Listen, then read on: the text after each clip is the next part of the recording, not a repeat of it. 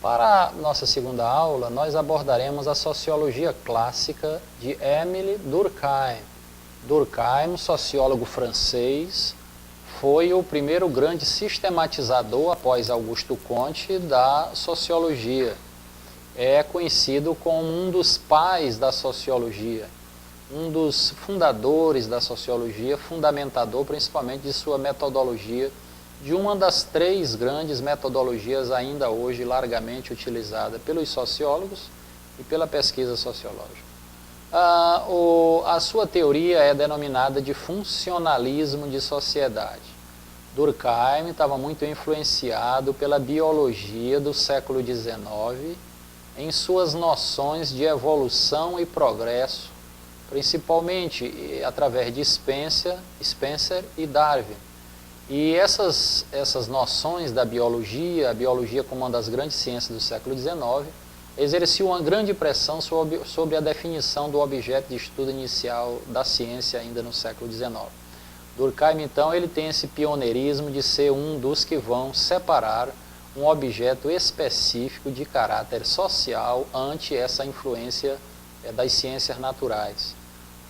O funcionalismo, então, seria ver a sociedade como um corpo em funcionamento. Cada um de nós, cada indivíduo é uma parte e a sociedade é o todo, o organismo. Então, como funcionaria a vida em sociedade? Cada um de nós, como uma parte, funcionaria integrando esse todo. A cada mudança numa parte incorreria numa transformação nesse todo. Então, a observação dele é muito ainda organicista, situada no campo ali da percepção do século XIX, da influência das ciências biológicas, naturais, e uma longa e lenta definição inicial de um verdadeiro objeto de estudo da sociologia. Mas Durkheim chega então ao seu objeto de estudo, chama-se o fato social. Então, o fato social é toda maneira de que algo acontece, ou do que se sente, ou do que se fala, ou de costumes, do que se expressa. Enfim, de maneira geral, ele vai dizer que é tudo que acontece em sociedade. E esse fato, somente por acontecer, ele tem uma influência sobre cada um de nós, exercendo sobre nós uma espécie de pressão social. Então, Durkheim é um dos sociólogos clássicos que começa, e juntamente com Marx, a estipular uma explicação da relação entre indivíduo e sociedade, onde as estruturas macro, as estruturas grandes da sociedade totais, fazem uma pressão estrutural sobre os indivíduos. Por exemplo, já nós não veremos isso em Weber, o nosso terceiro teórico. Então, Durkheim demonstra o indivíduo subordinado a essas estruturas sociais, onde essas estruturas sociais exercem de maneira coercitiva, como ele nomeia na sua teoria, uma pressão para que nós sejamos aquilo que a sociedade quer. Então, no fundo, a educação para Durkheim é uma educação que ela leva o indivíduo a se conformar a uma maneira de ser na sociedade.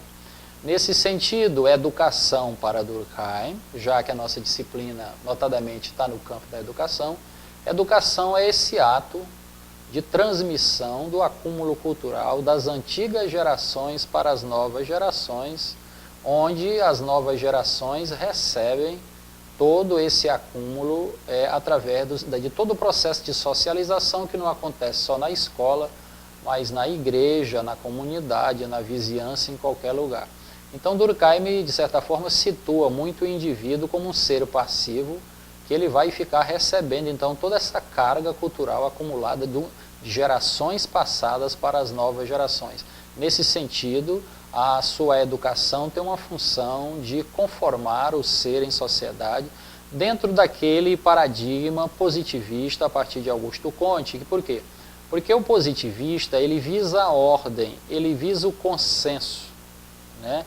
Dificilmente, e o Durkheim tinha toda essa herança republicana positivista, onde ele não pensa a sociedade como capaz de ser transformada, mas pensa a sociedade em sua capacidade de conformar o indivíduo à própria vida social. Nesse sentido positivista, é aquele que visa a ordem, que visa o consenso, que visa a diminuição dos conflitos. Por exemplo, o positivista ele não entende por que se organiza uma greve. Então, a greve muitas vezes é um instrumento realizado pelos trabalhadores para fazer uma transformação no ambiente de trabalho. Mas, para o positivista, antes de entrar numa greve, que é um conflito aberto, os trabalhadores devem entrar num entendimento entre as partes, ou com os patrões, ou com qualquer forma de parte conflituosa. Então, essencialmente, esse pensamento positivista é um pensamento conformista, é um pensamento de adequação do sujeito ao social, onde basicamente recebeu toda essa tradição do Augusto Comte. O positivismo, então, é uma corrente filosófica que vai permear toda a produção teórica do Durkheim, que vê o mundo como uma ordem, como uma estrutura ordenada, como um consenso entre os sujeitos. Nesse sentido, cientificamente, alçou a sociologia como única forma de conhecimento capaz de traduzir essa relação do indivíduo com a sociedade. E o positivismo enfraqueceu a religião como a antiga explicação do mundo, definitivamente aí vindo desde o Renascimento e o Iluminismo.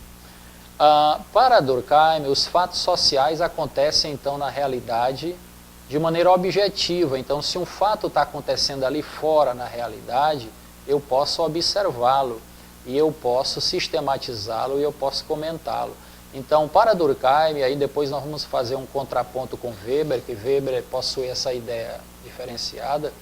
Para Durkheim, os fatos são capazes de ser observados na própria realidade. Eles podem ser isolados, como numa experiência em laboratório. Então, um fato acontece por acontecer, ele não tem uma espécie de um fundo motivacional por trás dos... Os fatos vão acontecendo por acontecer. Daí o sociólogo é aquele que ele vai observar esses acontecimentos para que de forma objetiva possa transcrevê-lo, comentá-lo com rigor científico e fazer uma definição. As características básicas dos fatos sociais é que eles são objetivos, como eu já falei, acontecem na realidade. Eles são coercitivos, por exemplo, nos pressionam para nós sermos aquilo que a sociedade está determinando. Por exemplo, o casamento é uma sobredeterminação social que o indivíduo termina indo por força da própria pressão social. Tudo que fazemos dentro do casamento, a gente pode fazer fora do casamento, mas terminamos, por força das injunções sociais, determinando-nos pelo casamento. A religião também tem essa força, a moda, aquilo que a gente chama moda tem muito essa força. Então, alguns acontecimentos nos moldam de uma maneira que a sociedade termina predeterminando esse sujeito que irá conviver no social. Bom, Durkheim e o caráter social da educação. Então, como já tinha abordado um pouco mais atrás, a educação para ele tem essa função de uma conformação, de evidenciar os laços que nos unem aos outros indivíduos. O ato de educação é esse ato de transmissão, aí pensando o conhecimento, o ensino, esse ato de transmissão das antigas gerações sobre as novas gerações, no sentido de um acúmulo cultural passado da geração mais antiga para a nova geração. Nesse sentido, muitos teóricos da sociologia atribuem uma crítica a Durkheim de que assim ele é um autor conservador, porque na obra dele ele não dá margem para que haja uma crítica a essa própria sociedade e à função da educação como reprodução da sociedade que já existe.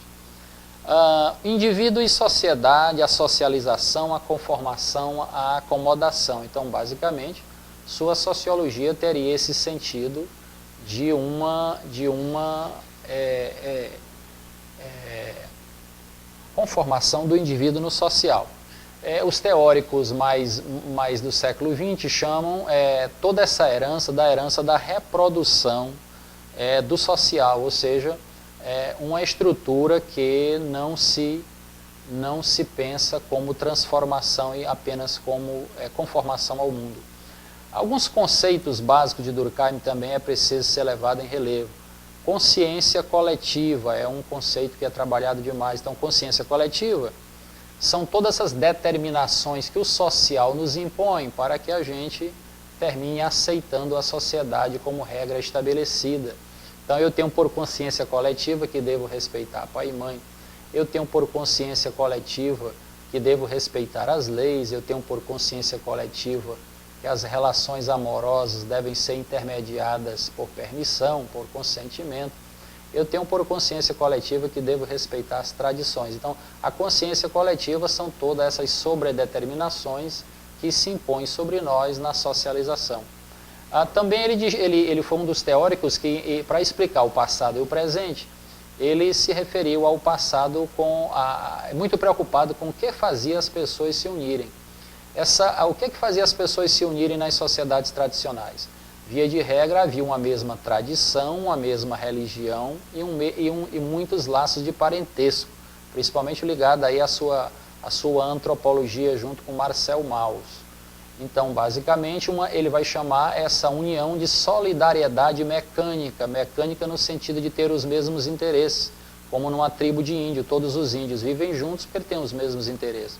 A partir do capitalismo, a partir do contexto do Renascimento, do Iluminismo, essa solidariedade se rompe um pouco em nome de um novo grande valor que não era mais tradição, parentesco e religião, mas era a divisão do trabalho. A divisão do trabalho foi super flexibilizando as formas de trabalho e foi criando aquilo que nós denominamos mais modernamente de estilos de vida, criando uma interdependência entre as pessoas. Daí, essa nova maneira de união entre as pessoas, onde as pessoas se unem, principalmente por contratos, que é isso que o capitalismo especifica entre todos na convivência através de leis e não mais através de uma união por semelhança, ele vai chamar de solidariedade orgânica, como num organismo, como num grande corpo interdependente.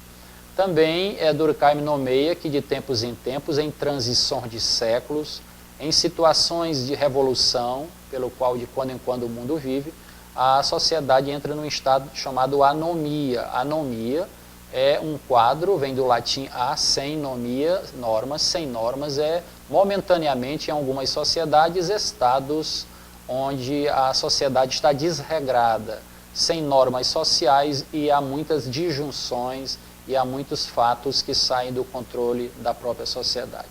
Na próxima aula, abordaremos Karl Marx e a sua sociologia do conflito.